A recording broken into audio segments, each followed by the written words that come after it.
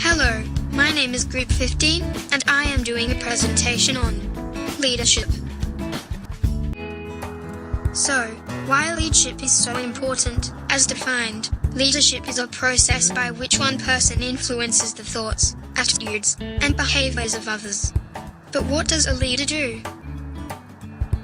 The role of the leader requires the following: instruction, delegation, which represents the whole project, direction, which is required in current and future development, motivation, which is how one excites the workforce into productivity and establishes trust and loyalty in the workplace, evaluation, which is essential to the individual employee as well as the project result and the company performance, and finally, conflict resolution, which solves disagreements between employees and assists in the development of the project.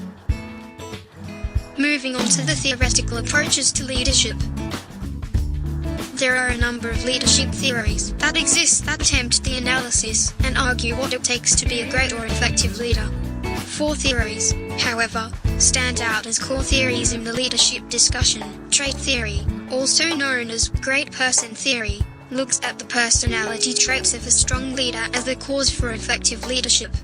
Traits are external behaviors that emerge from internal attitudes and mental processes that produce successful leadership. The behavioral approach, referred to as the zeitgeist theory, focuses on a leader's style of functioning. This generally falls into 3 different behavioral approaches: autocratic, making decisions without consulting their teams; democratic, allowing teams to provide input before making decisions; and finally, the more laissez-faire approach, where leaders choose not to interfere too much. In fact, often leaving decisions up to individuals. Contingency theory is often known as the situational approach to leadership, focusing on leaders' ability to use his or her own skills, traits and style of leadership to react or anticipate a specific situation. It essentially aims to predict the type of leader best suited for a situation. Finally, the power and influence approach focuses on 3 main sources of power and influence. Firstly, legitimate power, which is authority given to you in a role of responsibility. Secondly is expert power, which is a source of authority that is derived from a leader's knowledge and expertise in their profession. And finally, there is referent power, which refers to personal appeal and charm. All of the mentioned theories differ in a number of ways. However, all such theories do not provide a perfect blueprint to becoming an effective leader. In effect, rather, act as tools and guidelines to becoming a transformational leader within any situation and decision-making process. During the 19th and 20th centuries, the great man theory was extremely popular. They often defined leaders as being born and not made. That is, they were born as a leader with the right traits inherently present to demand authority and get people to follow them.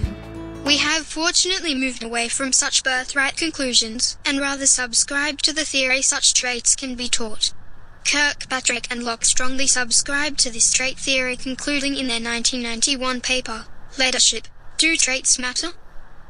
This quote sums up their ideals quite well. Leadership is a demanding, unrelenting job with enormous pressures and grave responsibilities. It would be a profound disservice to leaders to suggest that they are ordinary people who happen to be in the right place at the right time. Maybe the place matters, but it takes a special kind of person to master the challenges of opportunity. Tannenbaum and Schmidt are leading theorists in the behavioral theory approach to leadership. The graph here is adapted from Tannenbaum and Schmidt 1958 paper. It expresses the degree of authority placed over subordinates by managers, and the reverse being the freedom afforded to subordinates or employees. Tannenbaum and Schmidt illustrate the behavioral styles that many leaders choose to adopt. This ranges from the autocratic style to the democratic style and the extreme laissez-faire style. As many theorists have expressed, there is often no right style, but rather a style appropriate for specific situations. The trend, however, has been to move away from the autocratic style synonymous with the early 20th century and Ford's manufacturing of the Model T Ford motor vehicle, and toward a more democratic style of leadership. Fidler's contingency theory indicates that there are 3 elements that dictate a leader's situational control. One leadership style can work in one environment, but not in another. These three elements are task structure, which is in relation to how the job is structured; leader or member relations, which are based on the amount of loyalty and support a leader receives; and thirdly, we have positioning power, which is the amount of power or authority a manager perceives the organization has given the leader for the purpose of directing, rewarding, and punishing the employees. Lunenburg presents evidence on the power and influence theory of leadership by highlighting the work of French and Raven, who identified 5 main sources of power. This included 3 sources of organizational power being legitimate, reward and coercive power, and 2 sources of personal power being expert and reverent power. So this next part will be the case studies that will analyze real-world leaders, how they work, and then relate their strategies back to the leadership theory we have presented so far. Our first case study is the successful leader, Steve Jobs, founder of Apple Computers. Steve Jobs had 6 strong principles that he was always valued. The first one was that he was highly concerned with fostering greatness within all his employees. In other words, he always promoted professional self-improvement in himself and in his employees. This can be seen by him saying, "My job is not to be easy on people, my job is to make them better." He only wanted people that were inspired and were ready to give all they had in their jobs. The second principle was passion. He himself was extremely passionate about what he was doing. That made him always be on top of things. He would put in long hours and all his energy just because he loved and believed in the products he helped make. This kind of leader will only invest in people that have the same passion. His employees will not work because they have to, yet it's because they love to. And it is this philosophy that helped the company grow rapidly. The third leadership skill that Steve Jobs had is the vision that he had. Not all CEOs have a strong creative idea that can sustain a company in the way Jobs did. His tactics may have seemed harsh at times, but it was Steve's strong vision of the company and the unity he created from this that focused his employees to their task.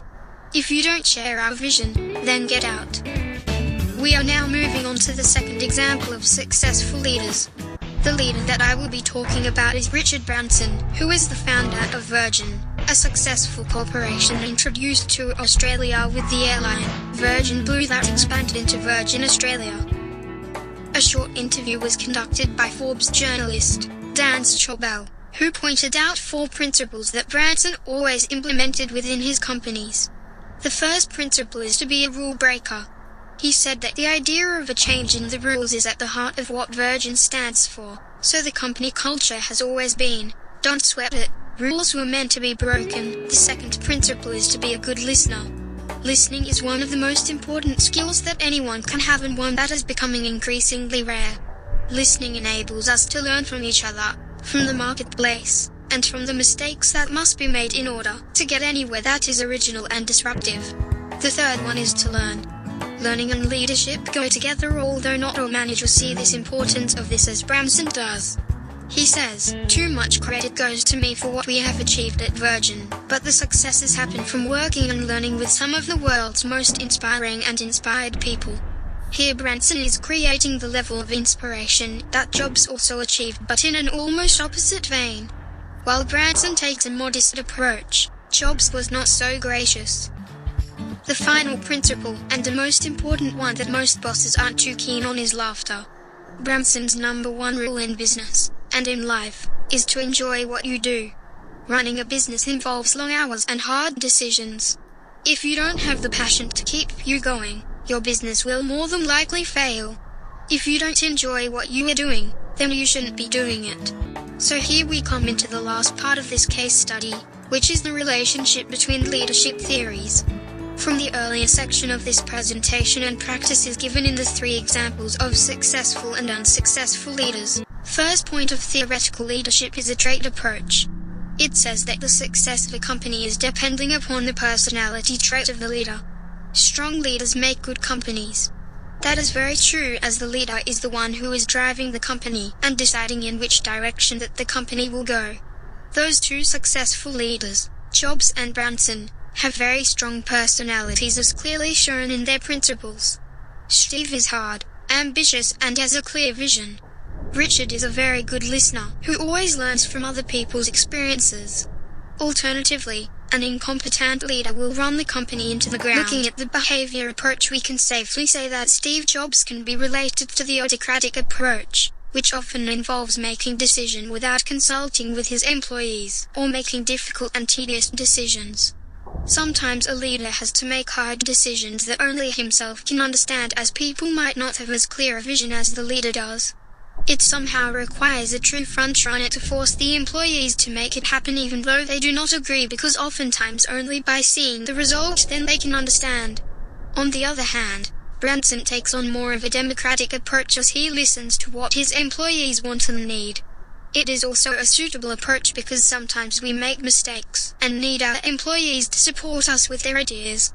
But it is important to keep in mind that there has to be a balance between them. In the business industry, a manager could be presented with any number of problems, and also a variety of solutions.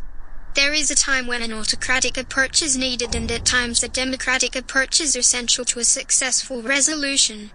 The point is to have a balanced approach. A leader has to wisely administer their personality in order to influence and drive the employees, which in turn leads to their own success.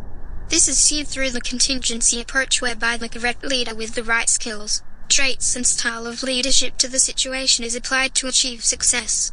Jobs and Branson have a well-suited method for achievement in the modern corporation, but Lazaridis could not sustain it. The power and influence approach can also be seen in the tactics of Jobs and Branson. Referent power is projected by both of them in waves. This gift is essential motion of these large companies not only through its employees, but also to the great consumer, the buyer of the great masterpieces they are creating. They both use their charm and personal power to reach out to the world. They both possess expert power, which is essential to any effective leader. They both have an extensive knowledge and high level of expertise in their fields. And the legitimate power was there in their role of responsibility, but whereby they maintained this, Lazaridis lost this along with referent power early on in the game. In conclusion, I have presented 4 things in this presentation. Firstly, I have defined leadership and explained the role of leaders.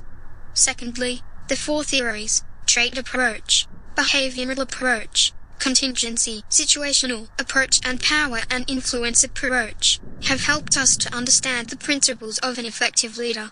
Furthermore, I have analyzed the case studies of successful leaders. Here is the reference list.